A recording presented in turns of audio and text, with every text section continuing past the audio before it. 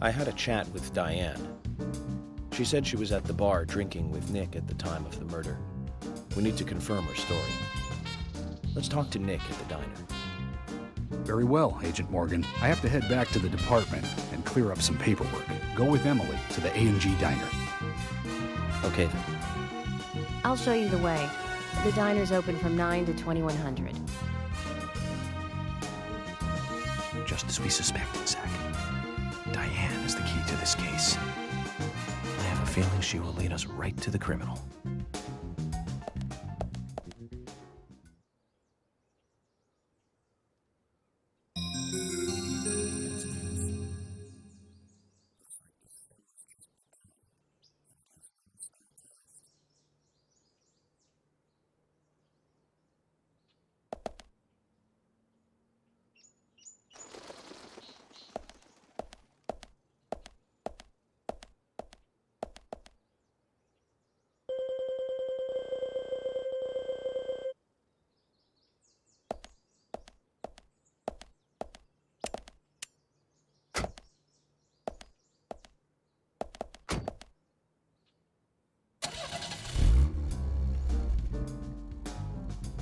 Emily, do you know a man named Forrest Kaysen?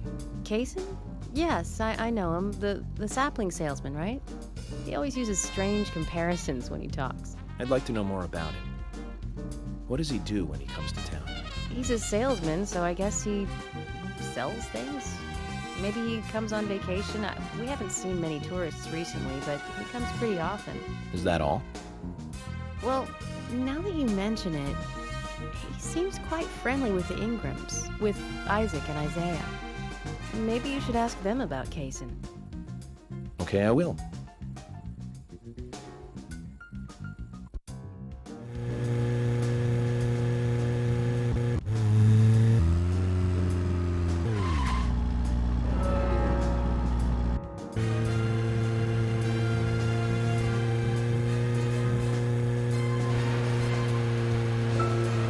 Emily, don't you find it a bit suffocating to be around George so much? Well, we aren't always together. And anyway, I've gotten used to him. Impressive. No, it's not like that, actually. George is hard-headed, sure, but he's also a hard-working man. That's why the townsfolk trust him so much. The very epitome of the rural sheriff. That's right. He isn't some hotshot FBI agent. This place isn't like the city. Everyone knows everyone else. What about you and Anna? Were you two close? No, not close. I don't seem to have much in common with teenagers nowadays. All they talk about are boys, clothes, and accessories. I don't have much interest in any of those things. There is a gap between a teenager and being in your 20s. Everyone's different, that's all. Me and you, too. Zach, I'm not liking the way this conversation is heading. Let's concentrate on driving instead.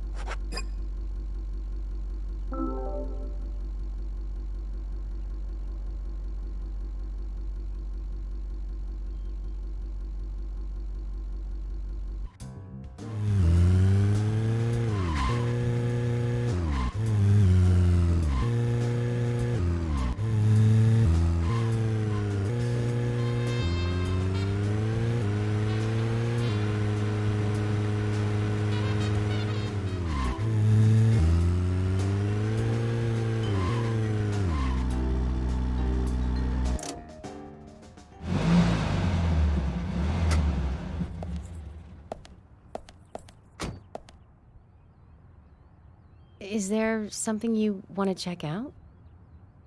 Well, either way, it doesn't matter. I can see you won't be rushed. I'm gonna go ahead, okay? Okay, that would be fine. The diner is open from 9 to 2100. Don't keep me waiting too long, okay?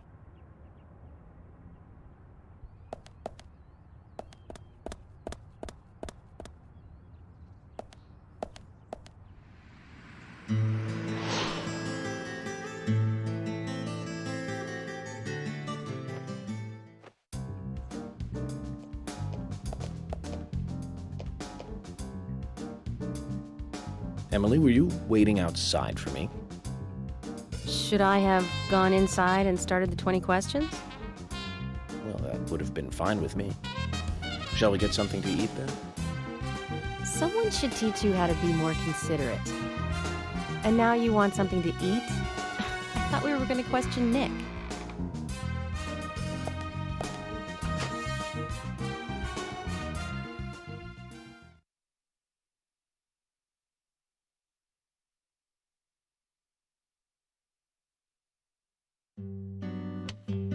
Welcome, Mr. Agent.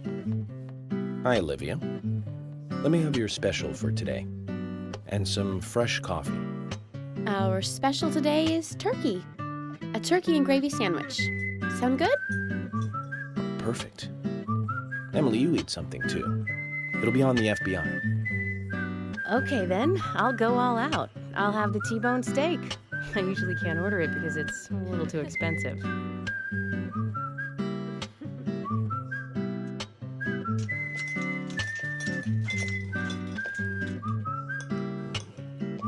Mrs. Olivia Cormack, I am here for Mr. Stewart's lunch. If it is ready, I'd thank you a bunch. Yes, of course. Just a moment.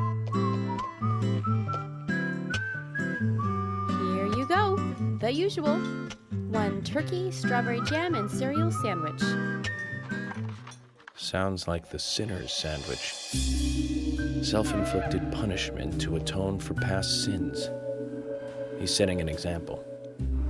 Mr. Francis York Morgan, you should try this wonderful lunch. It's more than a delicious, tasty crunch. So says Mr. Stewart. No, that's fine. I've just ordered my own lunch.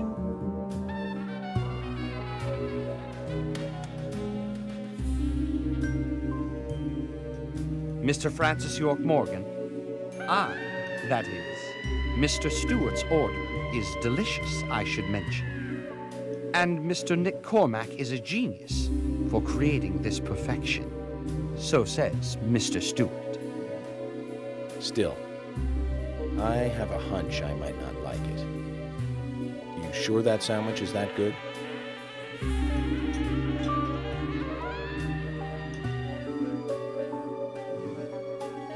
Mr. Francis York Morgan, making decisions based on intuitions is always a sign of bad FBI agents. So says Mr. Stewart. Harry, you're right. I'll give it a try.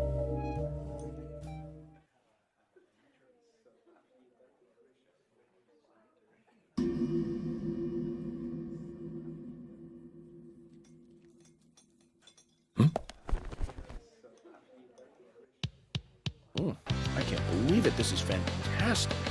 It's really good. Olivia, I'm sorry, but can I change my order? I'll have what Harry is having.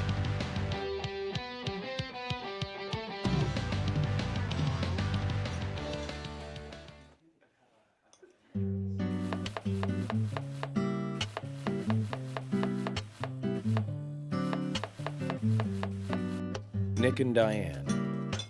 They hardly make the perfect couple, do they? Is it widely known that they go drinking together, just the two of them? To be honest, I don't pay attention to these things. Not into local gossip? Well, when I moved here, I was still in high school, and I kept wearing the same wild clothes from my school in Seattle. I was young back then. And before I knew it, there were rumors all over the school. She'll screw anyone. That's what they said. Totally unfounded, of course. Anyway, after that, I just sort of chose not to really trust gossip.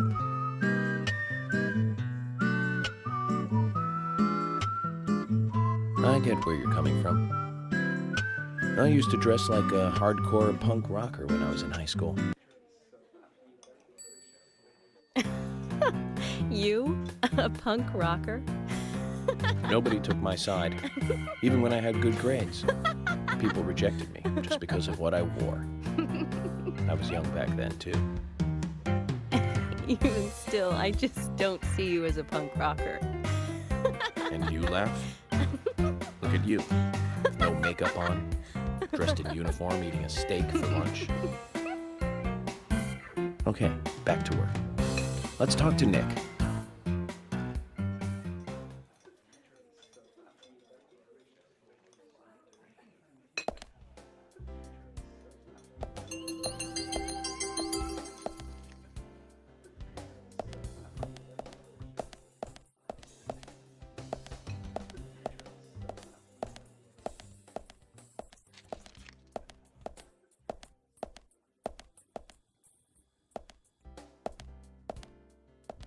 Hey, I'm working here. You can't just stroll into a chef's kitchen. Then perhaps you would give me your permission to enter. No, get the hell out of here. Zach, everyone has their own sanctuary. Let's leave him in his.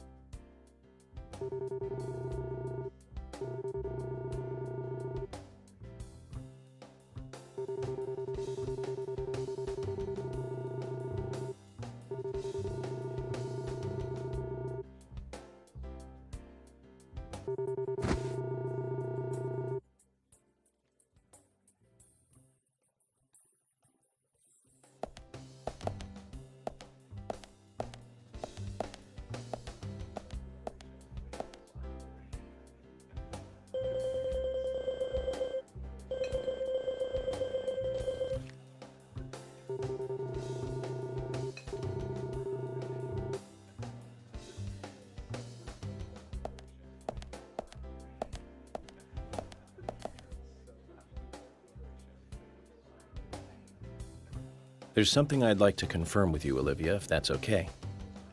Yes, well, so long as it doesn't take too long. First, what were you and Nick doing on the night of the murder? I was here in the diner. Nick said he was going to the bar for a couple of drinks. Does he go to the bar often, leaving you to hold up the fort? Yes. He says he enjoys the conversation with Diane. I thought they went drinking again together that night. Do the three of you ever go drinking together? Well, you see, I'm really not into art. And your husband is well versed in the arts then, I take it. Oh, yes. Looking at art and talking about it is his way of relaxing. People just aren't what they seem. Like a certain someone who was into punk rock 10 years ago. You are absolutely right, Emily. But you can be an art lover and a liar at the same time. One more thing, Olivia. You just said that you aren't interested in art. That's right. And So, how come I bumped into you at the art gallery? Didn't seem like Nick brought you there. You were there alone. well, I like trees, is the thing. That's why I went there. Surely you'd be better off in the forest rather than an art gallery then. I think you went to the gallery not to see trees, but to see Diane, right? You don't want to answer? Or perhaps this isn't the right place to ask. Meet me in the backyard. You can get there from the parking lot. I'll wait for you there for an hour after we close up.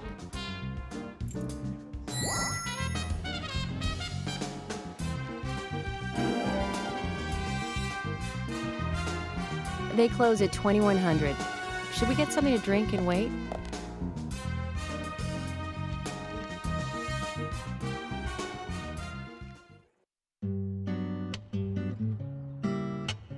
Agent York, what do we do now? I want to hear what Olivia has to say. Let's kill time until the diner closes. Okay, then I'm gonna make a trip back to the department. I'll see you in the backyard later. Okay, sounds good. See you later then. Zach, about Olivia. I presume she wants to tell us something about Nick and Diane. Let's hope it's not just something for the gossip columns.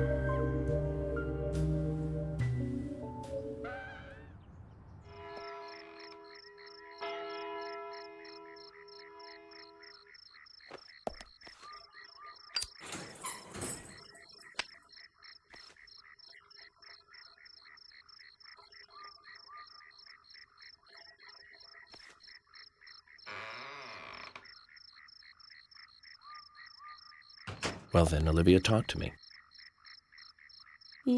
Yes.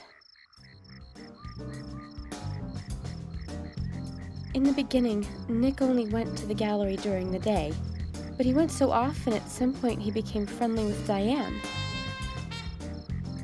They started going out drinking together, and now he doesn't come home until early morning. He always says that they were only drinking when I asked.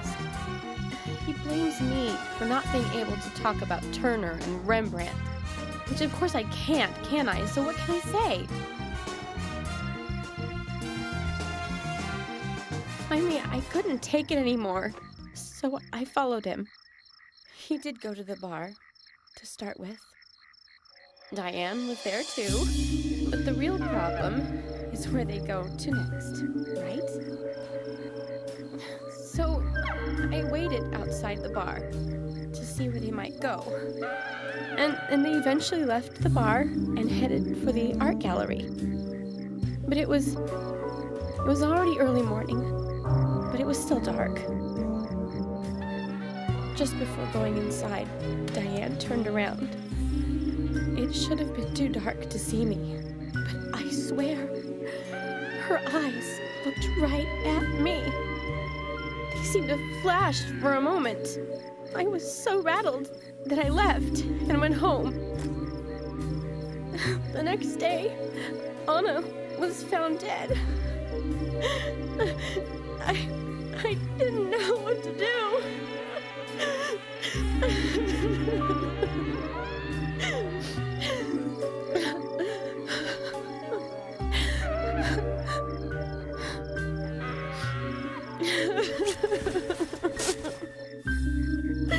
I went to the gallery to talk with Diane about it, to confront her.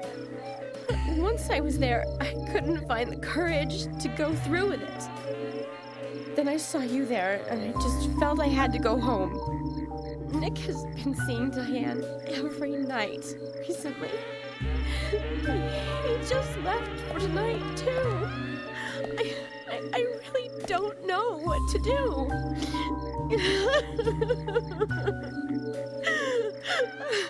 York, we ought to take Nick in for questioning.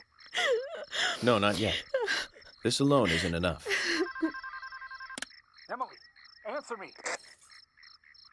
This is Emily. Agent York is with me, too. I've just received word from Thomas at the sheriff's department. Something has happened at Becky's house. He was called in by Quinn, but he wasn't making any sense. We have no further details. I've sent Thomas over there. Can you go back him up? Yes, sir. One other thing.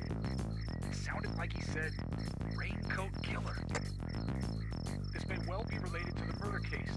Take all due precautions. No!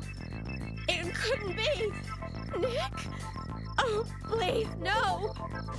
What can I do? Nick! Olivia, calm down. Emily, take care of Olivia. I'm heading over to Becky's. She lives in the big house over by the lake. Hurry! Just hope this isn't anything serious. Damn it, Zach. We may have screwed up during the investigation.